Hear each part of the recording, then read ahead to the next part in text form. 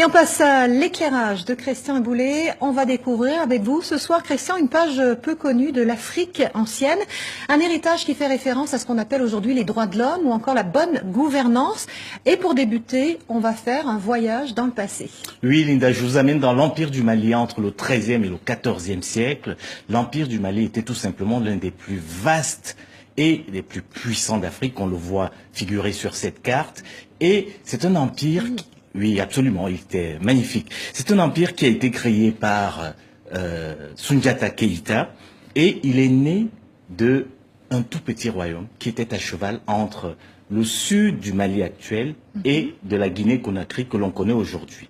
Et c'était une fédération de royaumes qui était régie notamment par une charte qu'on appelle aujourd'hui la charte du Mandé et qui a été proclamée par Soundiata Keïta à la fin du XIIIe siècle. Et cette charte du Mandé, elle avait un objectif, c'était permettre la vie en harmonie et en paix au sein de cet empire.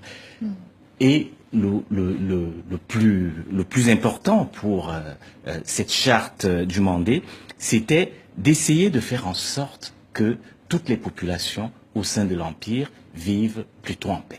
Et sans agression extérieure. Absolument. Alors cette charte, Christian, elle est aujourd'hui inscrite au patrimoine mondial de l'humanité, de l'UNESCO, en fait depuis 2009, et sous certains aspects, donc elle préfigure la Déclaration universelle des droits de l'homme.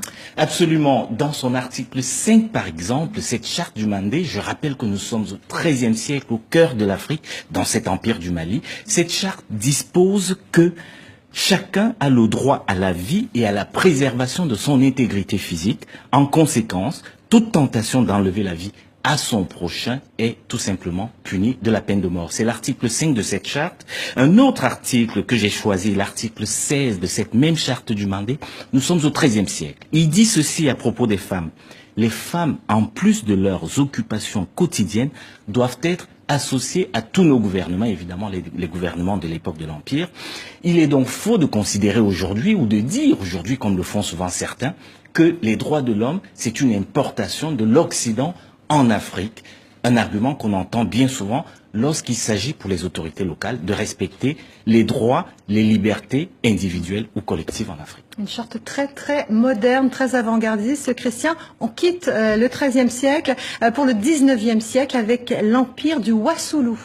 Alors, précisons que l'empire du Wassoulou qui a été fondé par l'Almami Samori Touré, l'Almami Samori Touré est aujourd'hui considéré par une partie des populations d'Afrique de l'Ouest comme un chef guerrier sanguinaire, un tyran.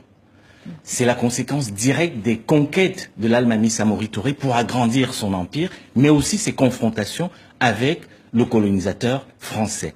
Et justement, une autre partie, tout aussi nombreuse, des populations de l'Afrique de l'Ouest, considère l'Almami Samori Touré comme un grand homme et surtout un résistant à l'invasion coloniale française. Et c'est au sein de cet empire du Wassoulou que l'on voit sur cette carte, à la fin du XIXe siècle, que les griots ont écrit un hymne à la gloire de l'Almami Samori Touré, un hymne qui devrait aujourd'hui être inscrit en lettres d'or sur les bureaux de nombreux chefs d'État d'Afrique. Alors qu'est-ce qu'il dit cet hymne, Christian? Eh bien écoutez, si tu ne peux organiser, diriger et défendre le pays de tes pères, fais appel aux hommes plus valeureux. Si tu ne peux dire la vérité en tout lieu et en tout temps, fais appel aux hommes plus courageux. Si tu ne peux exprimer courageusement tes pensées, donne la parole aux griots. Si tu ne peux être impartial, cède le trône aux hommes justes. Et enfin, si tu ne peux protéger le peuple et braver l'ennemi, ça vous plaira ça, Linda, donne ton sabre de guerre aux femmes qui t'indiqueront le chemin de l'honneur. On va écouter un extrait? Absolument. En langue d'origine.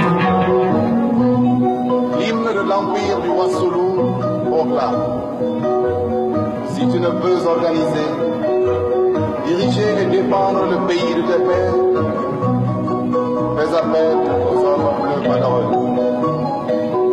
Si tu ne peux dire la vérité en tout lieu. Voilà un hymne qui a été célébré par le célèbre Bembeya Jazz. Absolument, le Bembeya Jazz, un orchestre guinéen qui avait été fondé en 1961. C'est la Guinée de Sékou Touré juste après l'indépendance en 58. Merci beaucoup, Christian. À jeudi, à mardi.